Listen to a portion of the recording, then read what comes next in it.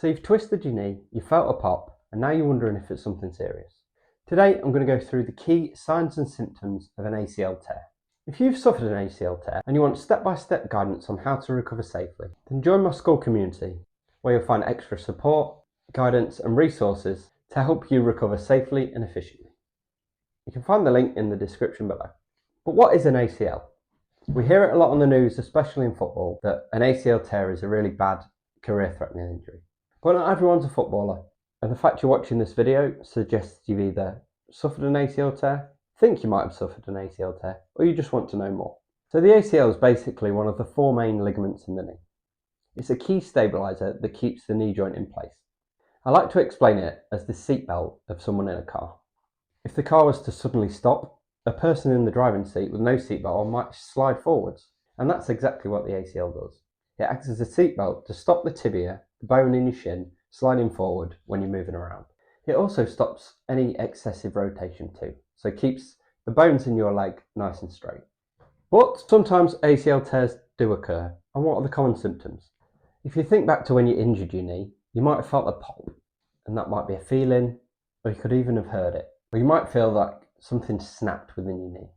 And usually, a bit of an obvious one, but you might feel a sudden feeling of pain, which is often sharp, especially straight away, and can be pretty severe. If you've ever seen an athlete tear an ACL, you see how visibly upset they can get, how much distress they're in. And if that's the case, then there's definitely some sort of potential trauma there, and it could quite easily be your ACL. But then often that pain will decrease after the initial injury. So you get that sudden rush of pain to start with, and then that slowly decreases soon after. There's usually quite a lot of swelling, so it might not instantly swell, but sort of between 2 and 6 hours is when most of the swelling occurs. So if your knee's ballooned up, that's a sign, again, that there's a pretty severe trauma in there, and one of the potentials of that is an ACL tear. You'll likely experience a loss of range of movement, so the amount you can bend and straighten your knee will reduce. That's often as a result of the swelling that's in your joint, with the fluid filling the space and stopping you to be able to bend your knee effectively. So if you're really struggling to fully extend or fully flex the knee, then that's another potential symptom of an ACL tear. One big one when it comes to ACL tears is a feeling of instability. So if your knee feels a little bit wobbly, like you've lost control of it, that could potentially be because one of the ligaments in there isn't doing its job to keep it nice and stable. So as I explained earlier, it's a bit like a seatbelt to stop your leg moving excessively within the knee joint. So if your knee feels unstable, that's because the bones in there are sort of moving around because something's not doing its job. You might have difficulty weight bearing, so you could limp, struggle to put weight on your leg. That could be through pain, inflammation, or simply a lack of range of movement.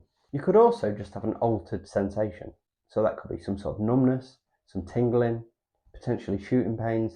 If you've got any of those, that obviously isn't normal. So that's a sign that something's happened. Some patients have reported a burning sensation. And again, that's some sort of alteration to the sensation of your knee. So it's not necessarily just an ACL tear, but we're building a picture with all these signs and symptoms, suggesting that that's a possibility. There's a few red flags you need to look out for. Now, red flags are signs of severe injury. Something serious is going on. So if you've got any of these, then you need to seek urgent medical attention. If the swelling is really severe, then that's a clear sign to get medical attention. We often sort of swell up with minor injuries, but when what's a severe swelling, and if that's the case, then get yourself to a hospital. If your knee's locked in one place, quite a lot of ACL tears occur at sort of high impact, and that often leads to secondary injuries. So if the knee's locked, that could be that you've got damage to the meniscus, which is kind of the cartilage between the two articulating bones, or it could even be that there's a fracture in there somewhere. So if you physically can't move your knee, it's locked in one place, then you need to get to hospital to have a scan. If you're feeling unwell or you've got a bit of a fever, then that could be a sign of an infection. Again, you need medical attention to address that before it gets any worse. And finally, if you have weakness or numbness in your lower leg, sort of below the knee joint, then that's another thing that needs checking, because if your lower leg isn't getting the blood supply or the nerve supply that it needs, then that could lead to worsening of the injury, if like. So get that checked out. It could be something fairly minor, but it could also be something serious. So it's better to get it checked out to be on the safe side. So if you have suffered an ACL tear, the recovery is pretty brutal, I'll be honest. It's often, depending on your situation, a lot of people tend to opt for the surgical route, which is where a donor ligament is put in place to regain that stability. And the recovery can be anywhere between sort of 6 to 12 months on average. Some people don't opt for surgery, and that's a completely valid route to take. It just depends on your situation, really. If you are not competing in sport, you don't do a lot of sort of high impact physical activity, then you might be able to deal without one. If you're young and you're planning on going back to football, or if you just lead quite an active lifestyle, you have a physical job, then it might be that reconstructive surgery is better for you, and it's worth going through that 6 to 12 months of recovery for the long-term gain. But that's a conversation that you need to have with family members, medical professionals, physiotherapists, and see what's right for you. But it does take months. People go through setbacks. The recovery is often not linear, it's not straightforward. There's often something goes wrong, or something takes a little bit longer than others to sort out, and that's completely normal, but it's important that you know that is a possibility. It also takes a lot of mental strain. Not being able to do what you want for the next 12 months, I don't think you really appreciate that until you're going through it. You can often feel frustrated, a loss of independence because you've got to rely on family members and friends to do things like drive you around, take you to appointments, help you get dressed, fetch your food, and that can be quite frustrating. There's a lot of anxiety that comes with it, so once you do become more active, you might constantly worry that you're going to re-injure yourself because the re-injury rates are quite high, and it's a nasty injury to go through, and it's often quite painful at the time, so you're obviously not going to want to go through that again. But these are all completely normal. What's important is that you're aware of this at the start, so that when it does happen, you don't feel like you're having a meltdown, and you can kind of get through that as well as can be. So what to do next? If you think you've suffered an ACL tear, the first most important step is to get a diagnosis. The first step's often to get a physio assessment, and that'll often lead to an MRI scan. You can obviously go straight to the MRI route if you want. Depending on whereabouts you live, that might be more difficult than others. In the UK, the best way to do that is to go straight to a private scan, which costs somewhere between £200 and £300. If you want to book one of them, there's a link in my bio to do that. You can obviously go through the GP route, who can refer you, which obviously takes a bit longer, but is funded by the NHS. In other countries, that's completely different, and I'm not going to provide advice on that because I don't live there. But get a proper diagnosis first. You'll know if you have or haven't torn your ACL, if there's any secondary injuries like any other ligament damage, any meniscus tears, that'll also have to be repaired in surgery if that's the route you take. So the first step is to find out what's actually happened.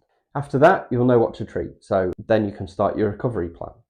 If you're looking to follow a step-by-step recovery plan, you can find one in my school community. Again, the link's in the bio, so head over there, check that out, and you can follow that from the day of surgery up to returning to running.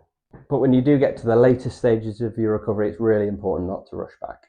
The re-injury rates are really high, and the last thing you want to do is to go 9 months through recovery to go back to square one again and have to go through it all again.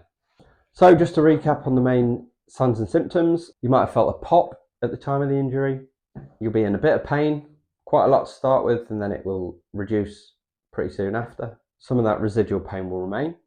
You're likely to have suffered a lot of swelling. So if you're comparing the two knees, the injured one will be considerably more swollen than the other. You probably feel some instability, so it feels a little bit wobbly. You don't have control of it as much as your uninjured knee, and you'll likely have some restricted movement too. But if you think you've suffered an ACL injury, don't worry. It's obviously going to take a while to get back to normal, but recovery is possible. A lot of people go through it. Professional athletes go back to playing sport again, and just your everyday person also does it. It happens all the time. Thousands of people have ACL surgery every single day. So recovery isn't impossible. It's just important that you've got the right plan and the correct support. So if you want clear guidance for regaining your knee strength, stability, and most importantly confidence, join my school group today through the link in the description below. There's step-by-step guidance, resources to help you through your recovery, and also a community so you can speak to people that are going through exactly the same thing as you. But step one, go and get that diagnosis.